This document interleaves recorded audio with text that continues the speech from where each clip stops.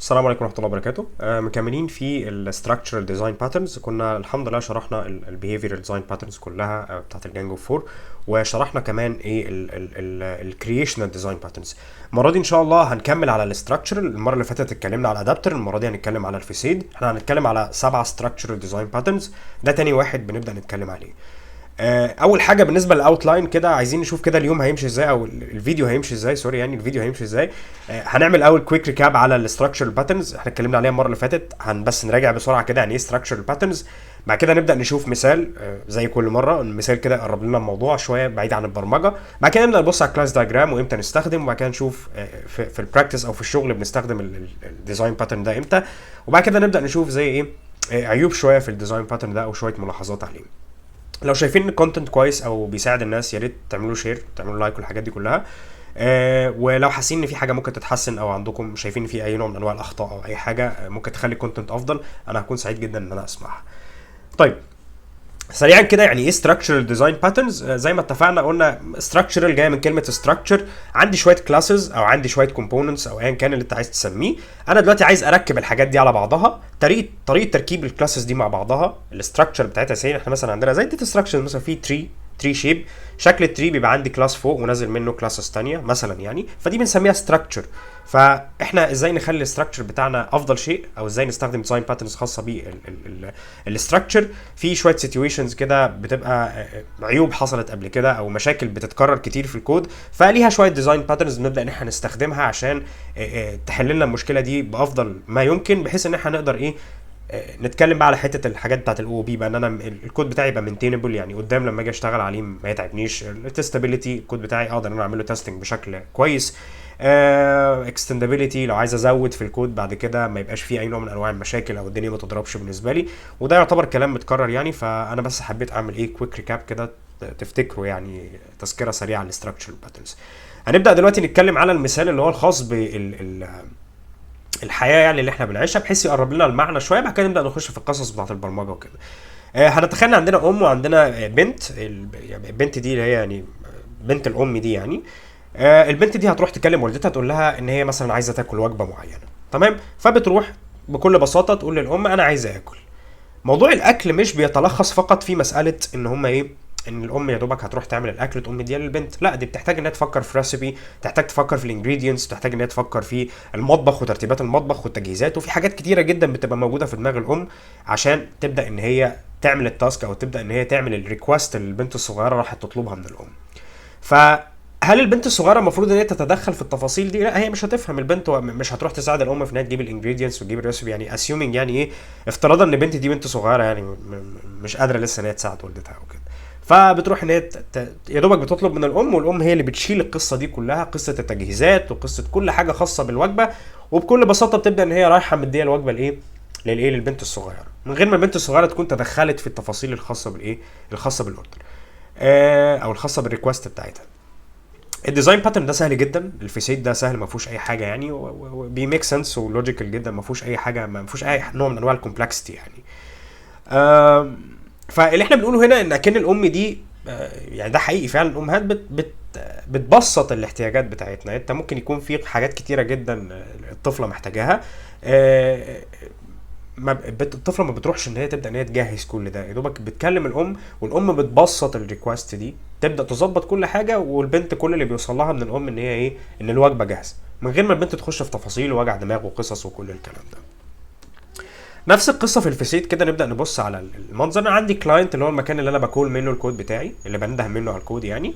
وعندي فيه فيسيد ماشي، وعندي فيه كومبلكس كلاس. يعني ايه كومبلكس كلاس؟ يعني انا عندي سيستم، السيستم ده عشان ابدا اتعامل معاه محتاج ان انا سيت اب كذا حاجه، او محتاج ان انا يبقى عندي مجموعه من الستبس ورا بعضها.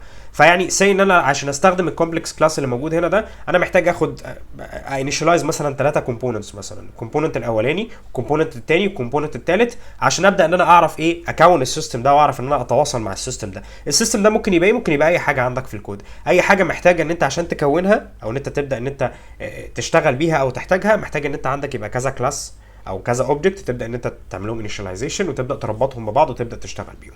فهل عندنا تو ابروتشز، ان الكلاينت يروح ويبدا ان هو يتواصل على طول مع الايه، مع الكومبلكس كلاس. يعني ايه؟ يعني كلاينت يروح يشوف والله الكومبلكس كلاس ده محتاج 1 2 3 4 ستيبس عشان يبدا ان هو 4 خطوات عشان يبدا ان هو يشتغل معاه. فيبدا الكلاينت يبدا يعمل انيشاليزيشن للايه، للكومبلكس كلاس ده، فيبدا ان هو يعمل الخطوه الاولى والخطوه الثانيه والخطوه الثالثه والرابعه.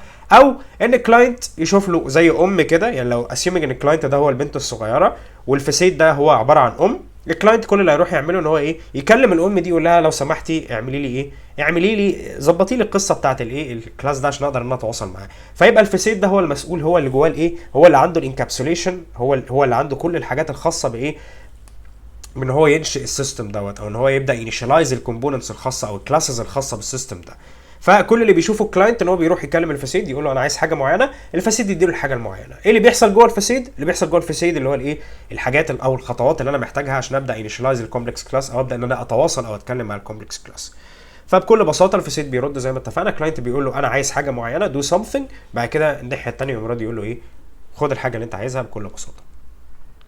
وبرده لو بصينا هنا على الفاسيد هو سام سورت اوف رابر، يعني هو عامل زي الجاكيت اللي اتكلمنا عليه المره اللي فاتت في الايه، في الادابتر باترن. ليه هو جاكيت؟ لان هو اكنه بيغطي على الايه، بيغطي على الكومبلكس سيستم او بيغطي على الكومبلكس كلاس. اكني مسكت الكومبلكس كلاس ده لبسته جاكيت او حطيته في مبنى وخليت المبنى ده فيه شباك معين او ويندو معينه بتسمح لي ان انا ايه، عايز ريكوست في موظف قاعد على الشباك ده، اللي بيحصل جوه المبنى ده حاجات كتيره جدا بس انا ماليش دعوه بيها. انا كمواطن رحت المبنى ده، رحت للموظف قلت له اعمل لي ريكوست المعينه، انا بقى ما بتدخلش باللي الموظف ده بيعمله. الموظف ممكن يبدا ان هو ياخد الورقه يديها لواحد من زمايله، واحد من زمايله يديها لواحد ثالث من زمايله اند سو اون. كل القصص اللي بتحصل دي انا ماليش دعوه بيها، انا بطلب ريكوست يترد عليا بيها على طول.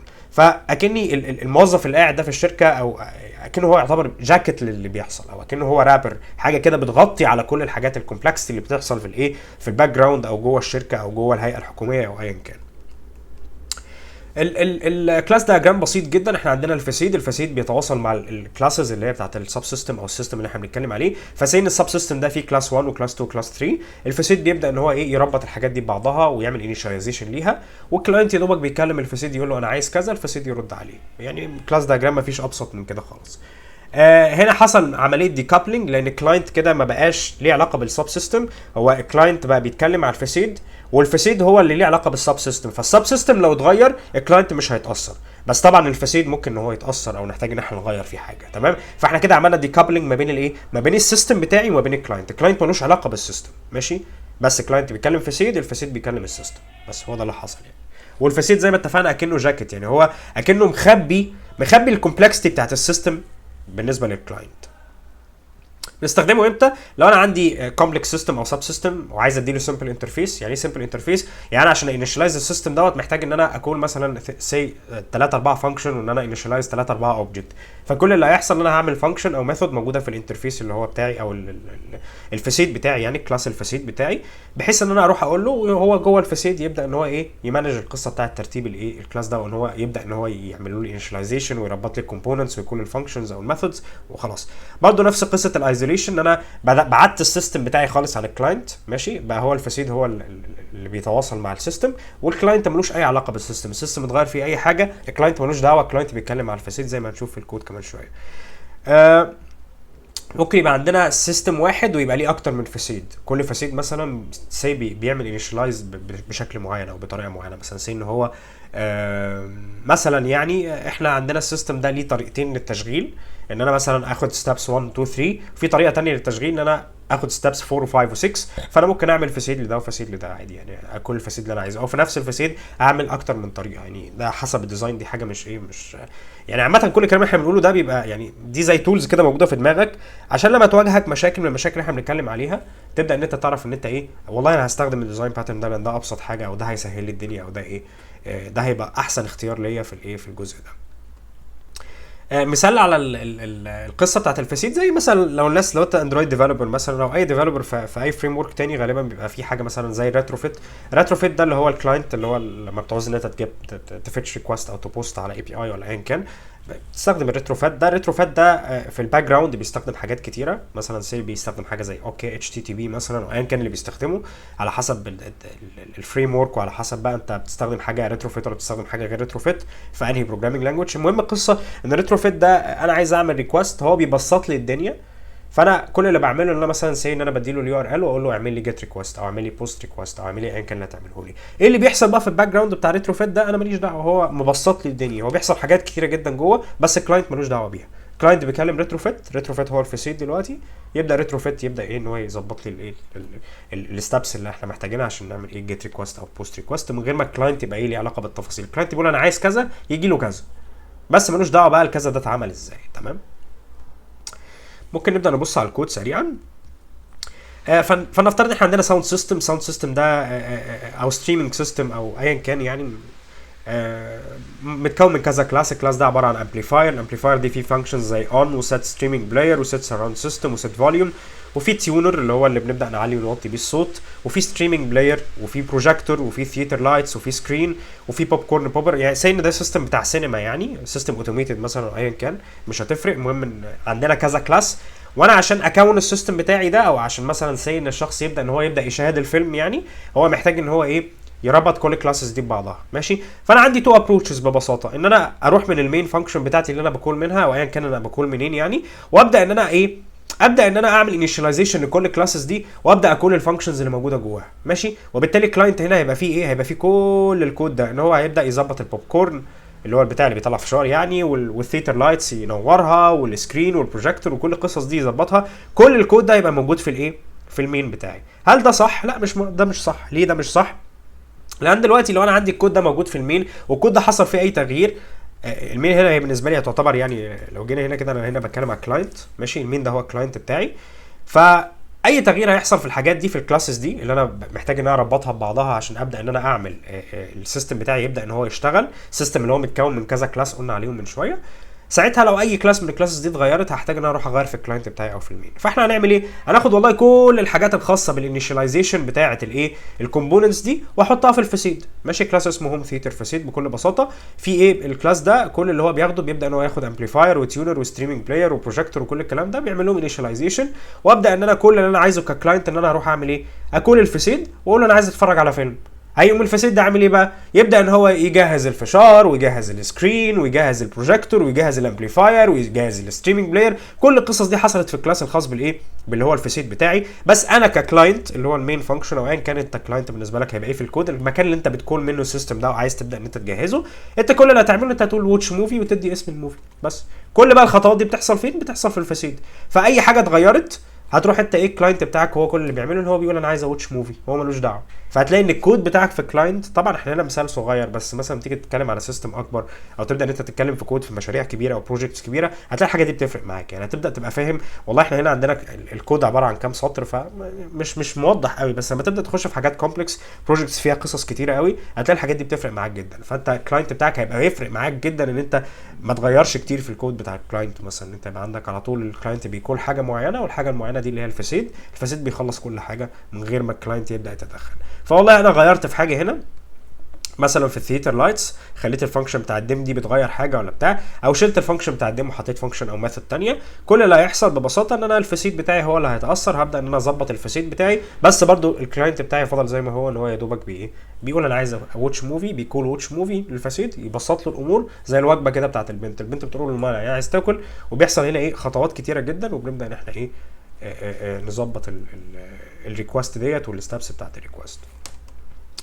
شويه بيت فولز. هو مشكله الفاسيد زي ما بصينا هنا كده تلاقي ان هو اكنه جاد اوبجكت، يعني هو اوبجكت فيه حاجات كتيره جدا، هو اللي بيحط جواه كلاسز كتيره جدا ما لهمش علاقه ببعض، فده من ضمن العيوب يعني. بس احنا زي ما اتفقنا على حسب الايه على حسب الديزاين بتاعي وعلى حسب احتياجاتي، والموضوع كله بيبقى تريد اوف، اللي هو يعني انت بتوازن بقى والله انا هعمل ده على حساب ده او ده على حساب ده، على حسب الديزاين بتاعك وعلى حسب ايه الاختيارات بتاعتك اللي هي الخاصه بالديزاين او السوفت وير اللي انت بتعمله. ساعات بترجح حاجات على حاجات، والله انا شايف ان الاختيار ده هيبقى انسب لي عشان 1 2 3، او الاختيار ده انسب لي عشان 1 2 3. فالفكره كلها مفيش صح ومفيش غلط، بس الفكره هنا احنا بنشوف افضل اختيار لينا اثناء كتابه الكود بحيث ان هو يبدا يساعدنا في الحاجات بتاعه الاو او دي او الاو او بي. تمام.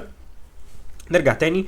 ايه الفرق بين الفاسيد وبين الادابتر؟ لا في فرق. الادابتر قلنا ان احنا بيبقى عندنا كومبوننتس معينه وعندنا نيو انترفيس، فانا عايز ايه اماب الحاجه دي او عايز ان انا ابدا ان انا اتواصل مع النيو انترفيس، فببدا اخلي الكومبوننتس بتاعتي دي بعمل لها ادابتر بحيث الادابتر ده ادابت الكومبوننتس القديمه ان هي تبدا تادابت او تتاقلم على الانترفيس الجديد، فابدا ان انا اتكلم مع الانترفيس الجديد. الفسيد، لا الفسيد هو بكل بساطه بيبقى كلاس دوت بيبدا ان هو يعمل لي انيشاليزيشن. الاثنين عاملين زي جاكيتس ماشي، الادابتر اكنه جاكيت على الكومبوننت القديم عشان يبدا ان هو يخش معايا في السيستم الجديد ماشي. بس هنا في عندنا تو انترفيسز، في اولد انترفيس في الادابتر، في اولد انترفيس ونيو انترفيس. هنا في الفسيد الموضوع مختلف خالص، ما لهمش اي علاقه ببعض يعني. بس هو القصه ان الفسيد برضه يعتبر اكنه جاكيت، يعني هو العلاقه اللي ما بينهم ان هما الاثنين ستراكشر ديزاين باترنز، والاثنين يعتبروا كانهم رابر او جاكيتس يعني. مش بس ده الادابتر جاكيت بيخلي حاجه قديمه تتعامل على انها حاجه جديده، الفسيد عباره عن جاكيت بيبسط لي الكومبلكسيتي بتاعت السيستم. يبقى تاني كده سريعا الفرق ايه؟ الادابتر هو جاكيت او رابر، عندي كومبوننتس قديمه بحط عليها الجاكيت ده عشان ابدا ايه اخليها تبان ان هي ايه، المعها بحيث ان هي تبقى ايه تقدر تتواصل او اتواصل معاها على انها اوبجكتس جديده او على انها كومبوننت جديده. لو مش فاهم الكلام ده شوف الفيديو اللي فات يعني. الفسيد برضو عامل زي عامل زي جاكيت، بس الجاكيت ده بيغطي كومبلكسيتي وراه. فطبعا دي حاجه ودي حاجه ما لهمش اي علاقه ببعض ماشي. بس الاثنين هم زي ما اتفقنا ستراكشر ديزاين باترنز.